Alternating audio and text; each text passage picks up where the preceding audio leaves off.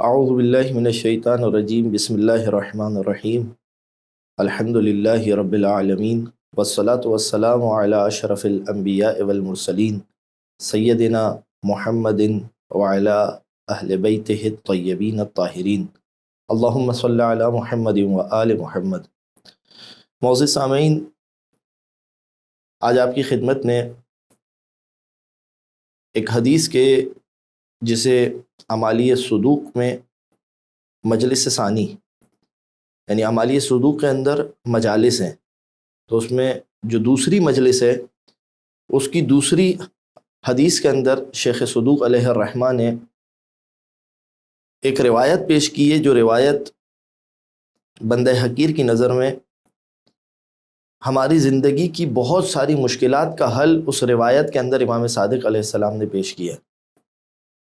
میں آپ کی خدمت میں روایت پیش کرتا ہوں، اور آپ دیکھیے گا کہ امام صادق علیہ السلام نے اس روایت کو، در حقیقت میں امام صادق خود قرآن سے جو ہے وہ ایک بیان نکال رہے ہیں، یعنی یہ گویا کہ ہماری زندگی کی پریشانیوں کا یہ حل قرآن کے اندر موجود ہے، کہ جسے امام صادق علیہ السلام نے نکال کر ہماری خدمت میں پیش کیا۔ 4 چیزیں ہیں، اور آپ یقین جانیں کہ یہ 4 چیزیں ایسی ہیں کہ میں سمجھتا ہوں کہ اس میں ہماری اس دنیا کی جتنی بھی پریشانیاں، اس کا حل جو ہے وہ امام صادق علیہ السلام نے ان 4 چیزوں کے اندر پیش کر دیا ہے۔ روایت ہے ان محمد ابن ابی عمیر قال حدثنی جماعت من مشائخنا۔ محمد ابن ابی عمیر ایک جماعت سے نقل کرتے ہیں، اور جس جماعت کے اندر کون شامل ہے؟ منہم ابان بن عثمان و حشام بن سالم و محمد بن حمران عن الصادق علیہ السلام۔ امام صادق سے جو ہے وہ اس روایت کو نقل کرتے ہیں۔ امام کیا فرما رہے؟ قال عجبت لمن فزع من 4 کیف لا یفزع الی 4۔ امام کہتے ہیں مجھے تعجب ہوتا ہے اس شخص کے اوپر کہ جو 4 چیزوں سے ڈرتا ہے تو 4 چیزوں کو انجام کیوں نہیں دیتا۔ 4 چیزوں کا جسے خوف ہے تو وہ 4 کام کیوں نہیں کرتا۔ پھر اس کے بعد امام نے ایک ایک کر کے ان چیزوں کو بیان کرنا شروع کیا، اور آپ دیکھیے ہماری زندگی کے اندر عام طور پر یہی 4 خوف ہوتے ہیں۔ امام فرماتے ہیں عجبت لمن خاف العدو کیف لا یفزع الی قولہ تعالی حسبنا اللہ ونعم الوکیل۔ مجھے تعجب ہوتا ہے کہ جو شخص دشمن سے ڈرتا ہے، ہماری زندگی کے اندر ایک یہ بڑا خوف ہے، دشمن ہے بہت سارے، بعض لوگ بغیر کسی وجہ کے بھی دشمن بن جایا کرتے ہیں انسان کے۔ امام فرما رہے عجبت لمن خاف العدو، مجھے تعجب ہے کہ جو دشمن سے ڈرتا ہے، کیف لا یفزع الی قولہ تعالی، تو وہ اللہ تعالیٰ کے اس قول کی طرف کیوں نہیں جاتا، یعنی کیوں نہیں جاتا، یعنی اس قول کی تلاوت کیوں نہیں کرتا، اللہ کے اس قول کی، حسبنا اللہ ونعم الوکیل، میرے لیے اللہ کافی ہے اور وہی بہترین وکیل ہے، کیوں نہیں جاتا۔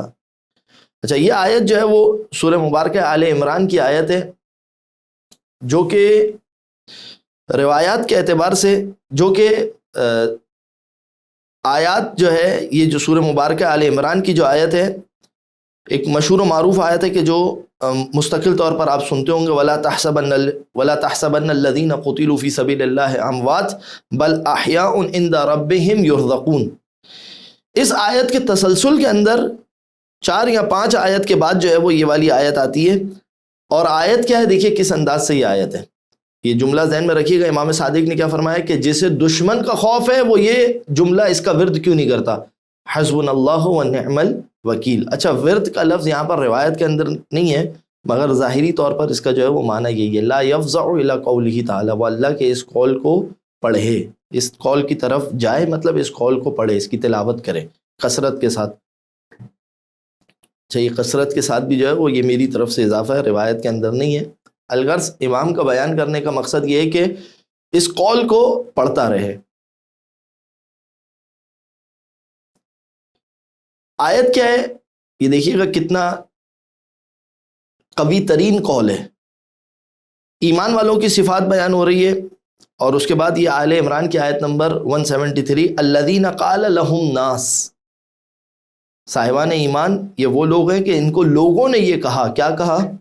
ان الناس قد جمعوا لکم، لوگ تمہارے خلاف جمع ہو چکے ہیں، تمہارے مقابلے پر ایک بڑی فوج آ چکی ہے، فخشوہم، ڈرو ان لوگوں سے، وہ بہت کثرت کے ساتھ ہیں، فزادہم ایمانا، لوگ ڈرا رہے تھے مگر ان کے ایمان میں اضافہ ہو جاتا ہے، وقالوا حسبنا اللہ ونعم الوکیل، اور وہ یہ کہتے ہیں، کیا کہتے ہیں؟ ہمارے لیے اللہ کافی ہے اور وہ بہترین وکیل ہے۔ پھر اس کے بعد کی آیت کیا ہے جسے خود امام نے بھی نقل کیا، فانقلبوا بنعمت من اللہ وفضل لم یمسسہم سوء، کہ وہ اس طریقے سے پلٹے، محاذ کو فتح کر کے اور جنگ کے بعد وہ اس طریقے سے پلٹے کہ انہیں کوئی برائی چھو تک نہ سکی۔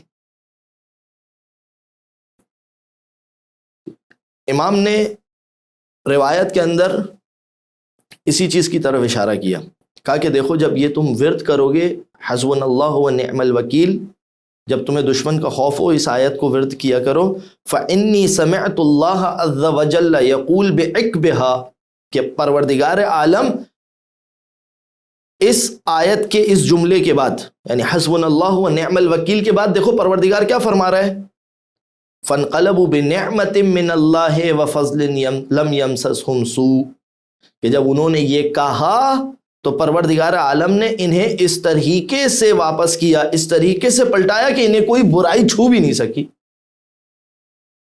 تو اگر دنیا میں ہمارے دشمن ہیں تو ہمیں دشمنوں سے خوف زدہ ہونے کی ضرورت نہیں ہے، انسان اس آیت کا ورد کرے کہ جو چھٹے امام جعفر صادق علیہ الصلوۃ والسلام نے ہمیں پیش کی ہے۔ پھر اس کے بعد امام کیا فرما رہے ہیں؟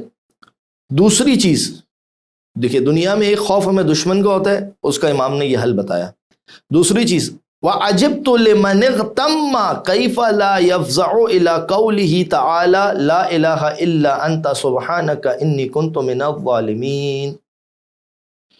امام فرماتے ہیں کہ مجھے تعجب ہوتا ہے کہ وہ شخص کہ جو غمزدہ ہو جاتا ہے، جو شخص مصیبتوں میں گرفتار ہو جاتا ہے، پریشان ہو جاتا ہے، جو بھی ترجمہ کر لیجیے آپ، تقریباً تمام ترجمے برابر ہے، پریشان ہو، غمزدہ ہو، مصیبت میں گرفتار ہو، بلا میں مبتلا ہو، وہ شخص اللہ کے اس قول کی تلاوت کیوں نہیں کرتا؟ لا الہ الا انت سبحانک، اے پروردگار تیرے علاوہ کوئی خدا نہیں ہے، سبحانک تیری ذات پاک و پاکیزہ ہے، انی کنت من الظالمین پروردگار میں ظالمین میں سے تھا۔ یہ مشہور اور معروف واقعہ جناب یونس علیہ السلام کا، جب وہ مچھلی کے پیٹ میں چلے گئے تو اس وقت جو ہے وہ انہوں نے اس آیت کو، اس ذکر کو انہوں نے پڑھا، اور پھر اس کے بعد امام فرماتے فَإِنِّي سَمِعْتُ اللَّهَ عَزَّ وَجَلَّ يَقُولُ بِعِقْبِهَا، کہ پروردگار عالم دیکھو اس آیت کے بعد، اس جملے کے بعد پروردگار کیا فرما رہا ہے؟ پروردگار فرما رہا ہے فَاسْتَجَبْنَا لَهُ، ہم نے اس کی دعا کو قبول کیا، ذنون کی، یعنی جناب یونس کی دعا کو قبول کیا، وَنَجَّيْنَاهُ مِنَ الْغَمِّ، اور ہم نے انہیں غم سے نجات دی، وَقَذَلِكَ نُنْجِي الْمُؤْمِنِينَ، اور ہم مومنین کو بھی اسی طریقے سے نجات دیا کرتے ہیں، مومنین کو بھی، یعنی جب مومن پریشانی میں مبتلا ہو، غم میں مبتلا ہو، قرآن کی اس آیت کا سہارا لے۔ اچھا یہاں پر ایک بات میں تیسری جو خوف زدہ چیز ہے اس پر جانے سے پہلے ایک بات یہاں پر عرض کرنا چاہتا ہوں، اگر یہ فرض کر لیجئے کہ اگر اس روایت کی سند ٹھیک بھی نہ ہو تو بھی امام یہ بات قرآن سے کر رہے ہیں، اور ظاہر قرآن ہے، یعنی بالکل واضح سی بات ہے یہ، جس طریقے سے امام جو ہے وہ اس کو پیش کر رہے ہیں۔ پھر اس کے بعد امام فرماتے ہیں وَعَجِبْتُ لِمَن مُقِرَ بِهِ، اور مجھے تعجب ہوتا ہے اس شخص پر کہ جس کے ساتھ مکر کیا جا رہا ہو، جس کے ساتھ چال چلی جا رہی ہو، جس کے خلاف سازش کی جا رہی ہو۔ یہ دنیا کا ایک تیسرا بڑا خوف ہے۔ پہلا خوف دشمن کا خوف، دوسرا خوف مصیبت و پریشانیوں کا خوف، تیسرا خوف یہ کہ انسان کے خلاف سازشیں ہوتی رہتی ہیں۔ کیف لا یفزع الی قولہ تعالی، جس کے خلاف سازشیں ہوتی ہیں، جس کے خلاف چال چلی جاتی ہے، وہ اللہ کے اس قول کا سہارا کیوں نہیں لیتا؟ کون سا قول؟ افوض امر الی اللہ ان اللہ بصیر بالعباد، میں اپنے امر میں اپنے امور کو، میں اپنے کام کو پروردگار عالم کے سپرد کرتا ہوں، اور پروردگار عالم بابصیر ہے بندوں سے، وہ جانتا ہے اپنے بندوں کے حالات کو، وہ اپنے بندوں کی نیتوں کو جانتا ہے۔ پھر امام فرماتے فَإِنِّي سَمِعْتُ اللَّهَ عَزَّ وَجَلَّ يَقُولُ بِعِقْبِهَا، کہ پروردگار عالم قرآن میں اس آیت کے بعد کیا کہہ رہا ہے؟ فَوَقَاهُ اللَّهُ سَيِّئَاتِ مَا مَكَرُوا، کہ پروردگار عالم نے جو وہ سازشیں کر رہے تھے ان کی سازشوں سے بچا لیا۔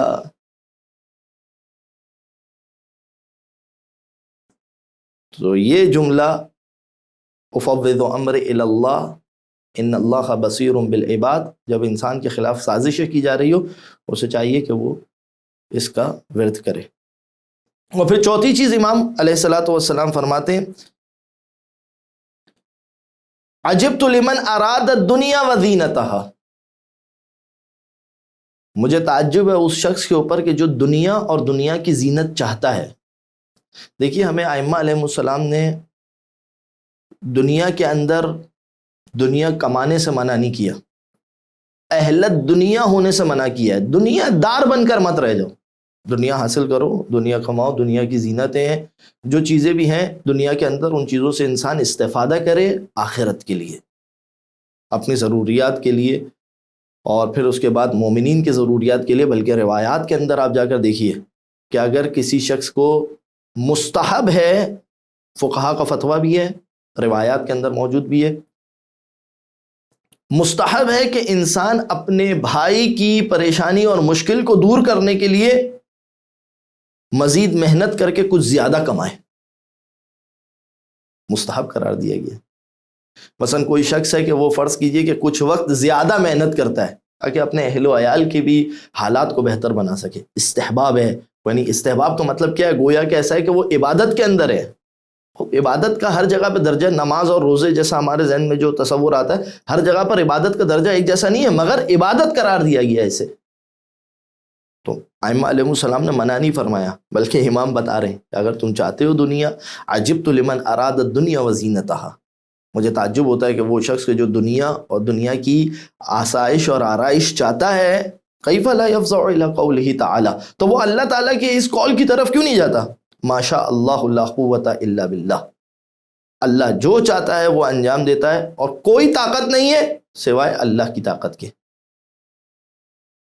اس جملے کو ورد کریں، خصوصاً وہ لوگ کہ جو تجار ہیں، تجارت کرتے ہیں، جو اپنا بزنس کرتے ہیں، بزنس مین ہیں، وہ اپنی دکان پر بیٹھے ہوئے، اپنے آفس میں بیٹھے ہوئے، اس آیت کی جو ہے وہ تلاوت کرے۔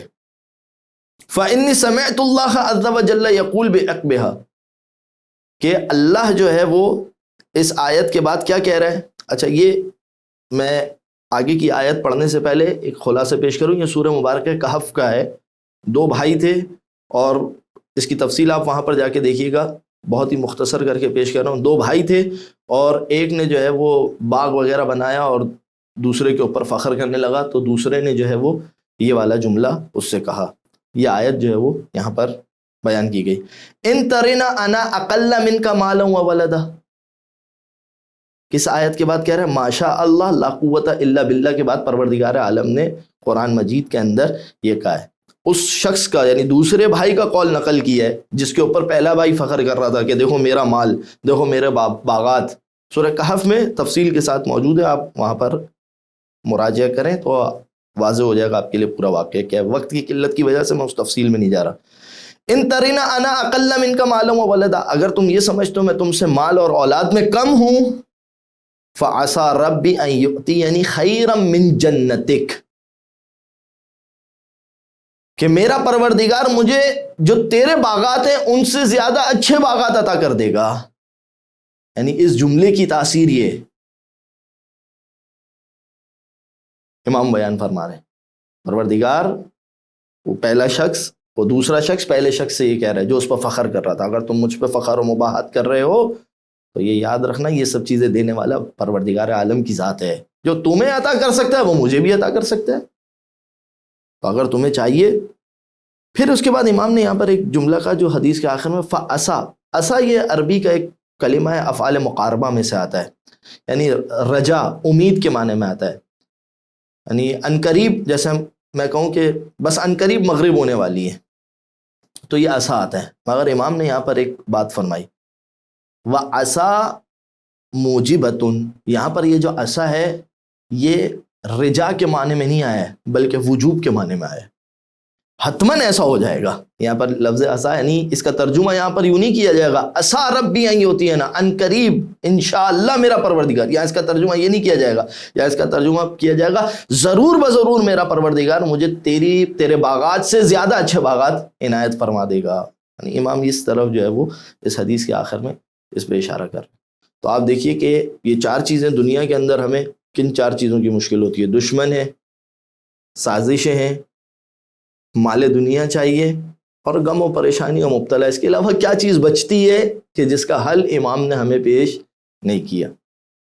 چاروں چیزیں جو ہے وہ امام علیہ الصلوۃ والسلام نے ہمیں عنایت فرما دی ہے. بس پروردگار ہمیں توفیق دے کہ ہم ان آیتوں کا ورد کر سکیں. اور کچھ نہیں، انسان کم سے کم اپنی یہ عادت بنا لے، ظہر کی نماز کے بعد، عصر کی نماز کے بعد، مغرب اور عشاء کی نماز کے بعد 10 مرتبہ انسان ان آیتوں کو پڑھے، تاکہ یہ جو فیض امام علیہ السلام نے بتایا یہ ہمیں حاصل ہو سکے. وصلی اللہ علی محمد وآل محمد.